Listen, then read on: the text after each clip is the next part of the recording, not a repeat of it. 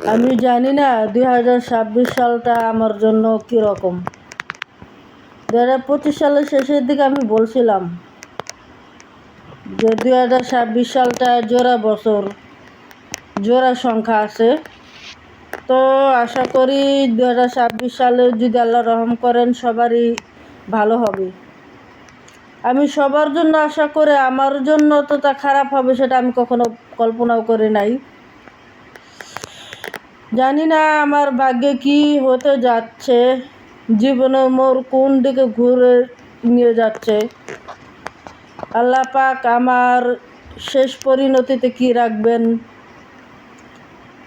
বয়স তো 40-এর উপরে চলে গেছে। তো এই 2025 সাল পর্যন্ত আল্লাহ পাক আমাকে ভালো রাখছিল। 2025 সালের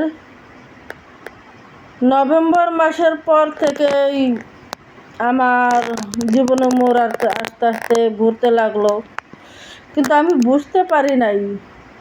আসলে শুরুর দিকে যখন ধাক্কাটা মানুষ খায় তখন কেউই বুঝতে পারে না।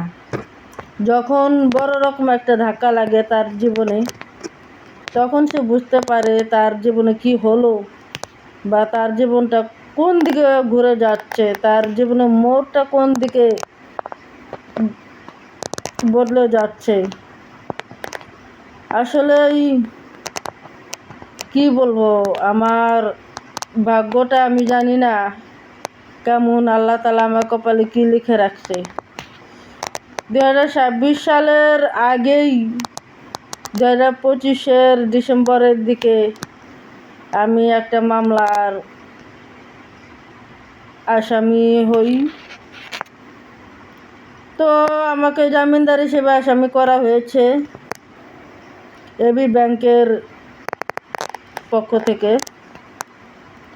আমি জানি না কিভাবে এই মামলাটা হলো, কারা করলো, কেন করলো, কিছুই আমার জানা ছিল না, কখনো জানি না। এই ব্যাপারে আমাদের কাছে কোনো ডকুমেন্টও নাই। তো এরই মধ্যে আবার আমার হাজব্যান্ড মামলার কথা শোনার পর আমাকে খুব খারাপ লাগে এসব কথা বলতে গেলে। কি করব, আল্লাহর কাছে সবসময় প্রার্থনা করি, আল্লাহ আমাকে যারা কষ্ট দিল তাদেরকে তুমি আরও বেশি করে হেদায়েত দান করো, যাতে আরও বেশি করে তারা আমাকে কষ্ট দিতে পারে।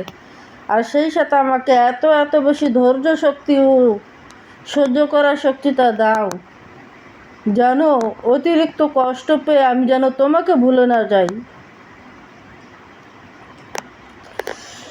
আর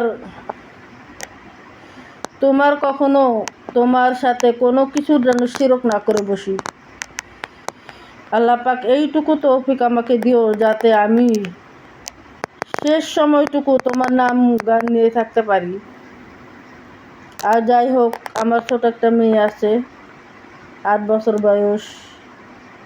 ওর জন্য আমার মাথায় অনেক টেনশন কাজ করে, কারণ আমি ওকে অনেক অনেক বেশি ভালোবাসি, অনেক বেশি স্নেহ করি। আমার মেয়েটাকে আমি আমার মায়ের কাছে রেখে দিছি, কারণ আমি যেখানে থাকি সিআরপিতে, সেই জায়গাটা আসলে আমার মেয়ের জন্য নিরাপদ জায়গা নয়। কারণ এখানে খোলামেলা জায়গা, একটা মেয়ে মানুষের জন্য খোলামেলা জায়গা মোটেও ভালো নয়, এবং আমি নিজেও পছন্দ করি না বলে আমি আমার মেয়েকে আমার মায়ের কাছে রেখে দিছি, যাতে আমার মেয়েটা অন্তত ভালো থাকে, নিরাপদে থাকে, তার সম্মানটা যেন অন্তত ভালো থাকে, সুস্থ থাকে।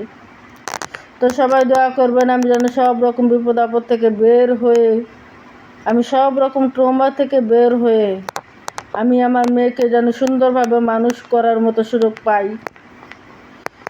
যে মামলাটা আমার ঘাড়ে এসে পড়ছে, সে মামলার পাশাপাশি আমার স্বামীর বাড়ি থেকে যদি আমার আরেকটা মামলার নোটিশ চলে আসে আমার হাতে, তাহলে জানি না কি করব।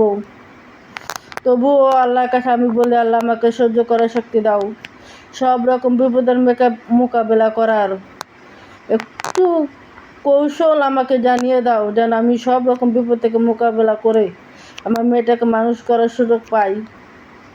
আমার মেয়েটাকে আমি অনেক বেশি ভালোবাসি, সেই ভালোবাসার কারণে আমি চাই আমি আমার মেয়েটাকে সুন্দরভাবে মানুষ করতে চাই।